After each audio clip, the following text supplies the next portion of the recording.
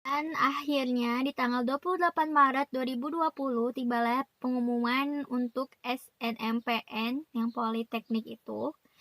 Dan itu tuh kalau nggak salah pengumumannya itu di tengah malam. Jadi kalau misalnya Politeknik itu pengumumannya tuh di jam 12 malam. Kalau misalnya untuk SNMPTN itu kan biasanya siang hari ya, sore-sore. Jadi waktu pengumuman itu Tia nggak bisa tidur aslian. Sampai Tia mimpiin kalau misalnya Tia nggak diterima, warnanya tuh merah gitu kan.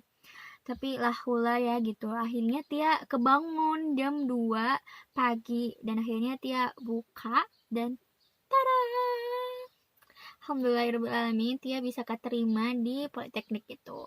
Tapi Tia masih menjanggal gitu, masih dilema. Aduh, apakah Tia bakal diterima juga di SNMPTN gitu kan? Kalau misalnya Tia diterima juga di SNMPTN, Tia tuh kayak merasa berdosa gitu loh guys, karena Tia mengambil jatah untuk orang lain yang mau ke situ juga gitu. Kebayang gak sih kalau misalnya Tia diterima di Politeknik, terus Tia juga keterima di universitas, Tia otomatis harus memilihkan di antara salah satu ini. Dan Tia pasti akan memilih universitas ini. Karena kalau misalnya Tia tidak mengambil SNMPTN, sekolah tuh akan di blacklist di universitasnya. Biasanya seperti itu. Nah, Tia tuh nggak mau bikin dosa untuk angkatan selanjutnya kan. Tia itu sampai berdoa loh setiap hari dari abis pengumuman Politeknik itu. Tia tuh berdoa, ya Allah kalau misalnya Politeknik ini emang jalannya Tia, ya udah di Politeknik aja gitu, nggak di SNMPTN-nya di UPI itu gak usah keterima aja, biarin itu buat orang lain kata dia. Dan akhirnya pada tanggal berapa tuh ya waktu itu, akhirnya waktu pengumuman di SNMPTN dia gak keterima guys, merah. Duh, Tia punya gak ya SSN-nya? Nanti kalau Tia punya SSN-nya Tia taruh sini ya, karena itu Tia gak diabadikan sih, karena nggak hijau ya, jadi warnanya tuh merah, jadi Tia nggak diabadikan, males. Dan Tia tuh nggak diterima di SNMPTN guys, sempat sedih sih, tapi kan Tia juga bersyukur karena udah diterima di Politeknik guys. Cara guys besarnya tuh kayak gitu. Jadi Tia tuh diterimanya di di SNMPN itu yang di Politeknik, sedangkan di SNMPTN itu Tia nggak keterima. Entah itu apa faktornya, mungkin emang bukan rezekinya, terus jurusannya juga mungkin itu banyak diminati, dan orang-orang nilainya itu banyak yang lebih tinggi daripada Tia, ataupun ya itu memang bukan takdirnya Tia.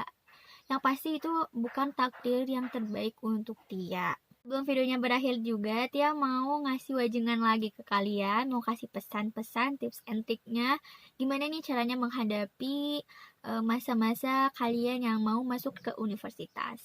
Tips yang pertama adalah yang pasti adalah ridho kedua orang tua. Jadi sebelum kalian untuk memilih jurusan yang kalian mau, diusahakan itu sudah disetujui oleh kedua orang tua. Karena ridho Allah itu tergantung pada ridho orang tua. Jadi kalau misalnya orang tua nggak ridho, wah susah guys, itu gak akan benar ke depannya.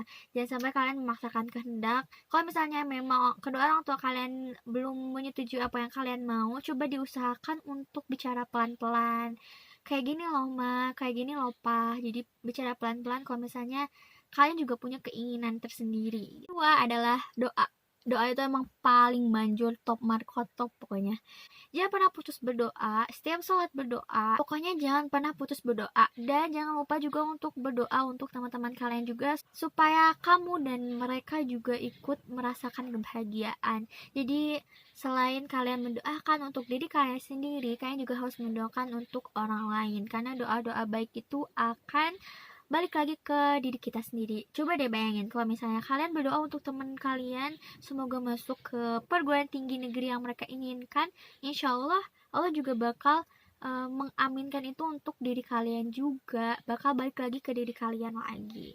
Jadi jangan pernah berhenti untuk mendoakan kebaikan untuk orang lain, karena doa-doa baik itu bakal balik lagi ke diri kalian. Tips yang ketiga ini adalah coba kalian lakuin untuk ibadah-ibadah sunnah, kayak misalnya sholat duha, sholat tahajud, sholat sunnah sebelum sholat wajib, dan sholat sunnah yang lainnya, ataupun kalian bisa saum, bisa sedekah, dan pokoknya lakuin banyak-banyak amal kebaikan. diniatkan. Deh orang-orang ambis buat ngerjain UTBK dan segala macam, coba kalian ambis buat berdoa dulu, kalian ambis buat ibadah dulu. Insya Allah bakal dimudahin dengan doa-doa kalian itu. Tapi ingat, jangan ngandalin doa doang, harus beriringan juga dengan usaha. Tapi ingat, lakuin amal-amal kebaikan itu bener-bener lillah, jangan sampai kalian diniatkan untuk biar masuk universitas yang kalian inginkan. Misalnya, ya Allah, Tia mau sholat duha nih biar masuk universitas. Sebenarnya boleh-boleh aja, tapi rugi loh, kalian nanti bakal dapetnya universitas doang tapi pahalanya ya gak tahu belakangan gitu kan. Coba kalau misalnya kalian ngelakuin segala sesuatu itu lillah aja, gimana Allah aja, kalian bakal dapet pahalanya. Walaupun kalian gak dapet apa yang kalian mau nantinya di akhir nanti, kalian setidaknya tuh kalian udah dapat kasih sayangnya Allah gitu, kalian udah dapat pahalanya dari Allah. Jadi kalian gak akan ada ruginya kalau misalnya kalian apapun itu diniatkannya lillah aja gitu, semuanya karena Allah. Oh ya, kalau misalnya tiap punya tips ya, waktu dulu kan belum corona ya. Nah kalau misalnya di sekolah itu setiap jam istirahat, coba jadikan waktunya itu lebih bermanfaat. Kalau misalnya kalian mau makan boleh jajan dulu. Kalau misalnya kalian gak jajan nih, kalian ajak tuh teman-teman kalian buat sholat duha bareng, kalian berdoa-berdoa bareng. Nih biasanya musola itu rame banget sama anak kelas 3 setiap tahunnya. Jadi kalau anak kelas 3 nih ya, pengalaman dia waktu SMA itu di tahun 2019 sampai 2020 awal-awal, itu musola dipenuhin sama anak kelas 3. Yang asalnya nggak pernah sholat di masjid itu jadi sholat di masjid, yang asalnya nggak pernah sholat duha itu rajin banget untuk sholat duha. Ya nggak apa-apa sebenarnya, alhamdulillah banget semenjak kalau misalnya ada UN, US, terus mau masuk universitas itu pasti diramain sama anak kelas 3. Waktu di SMP juga gitu, waktu UN diramein sama anak kelas 3. Kalau misalnya sekarang, apalagi sekarang ya lagi corona, kalian di rumah aja, belajarnya bisa sambil rebahan, sekolahnya bisa sambil ngemil, makan. Nah, gunainlah waktunya yang waktu luang itu untuk sholat duha. Dia yakin deh pasti ada waktu untuk sholat duha, mau entah itu jam 9, jam 10, jam 11, jam 8 itu bisa sholat duha sebenarnya. Cuman dari kitanya aja yang suka menyia-nyiakan waktu yang ada. Semangat teman-teman, jangan lupa sholat duha, karena sholat duha itu bener-bener kalian cari deh apa manfaatnya dari sholat duha. Nah, oke lanjut, ini tips-tips yang setelah spiritual, ini adalah tips usahanya. Jangan lupa juga kalian harus tetap usaha. Untuk kalian yang masuk jalur SNMPTN itu bener-bener pure usaha kalian dari kelas 1 SMA ya. Usaha kalian udah kalian maksimalkan dari kelas 1 sampai kelas 3, dan setelah kalian mendaftarkan diri untuk memakai jalur undangan atau jalur rapot, tersisa hanyalah doa biar keterimanya kan, karena usahanya kalian tuh udah dilakukan semenjak kalian kelas 1. Nah untuk yang SBMPTN yang mau ikutan UTBK, usahanya adalah yang pastinya adalah belajar yang bener, belajar yang tekun, belajar yang rajin, belajar dengan gaya kalian. Jangan sampai kalau misalnya kalian gak bisa belajarnya secara kelompok, jangan dipaksakan untuk belajar bareng. Kalau misalnya kalian pengennya belajar kelompok, carilah orang-orang yang mau diajak belajar bareng. Kalau misalnya Tia sendiri nih ya, Tia nggak bisa belajar bareng-bareng banyak kan orang gitu, Tia harus fokus sama diri dia sendiri. Dan Tia tipenya itu nggak bisa belajar sambil dengerin musik atau dengerin lagu dan semacamnya. Nah itu semua orang beda-beda. Kalian harus tahu gimana cara belajar kalian yang efektif dan tepat. Nah ini adalah tips juga yang paling penting, adalah lihat saingan kalian. Untuk kalian yang SNMPTN, coba lihat saingan kalian dulu di kelas. Kalau misalnya di kelas kalian yang rankingnya itu lebih tinggi daripada kalian, dan kalian itu misalnya memilih jurusan yang sama nih, misalnya kalian ranking 3, terus orang yang ranking 1 itu jurusannya sama kalian pilih, otomatis kalian aja di kelas itu udah kalah sama si orang yang ranking 1.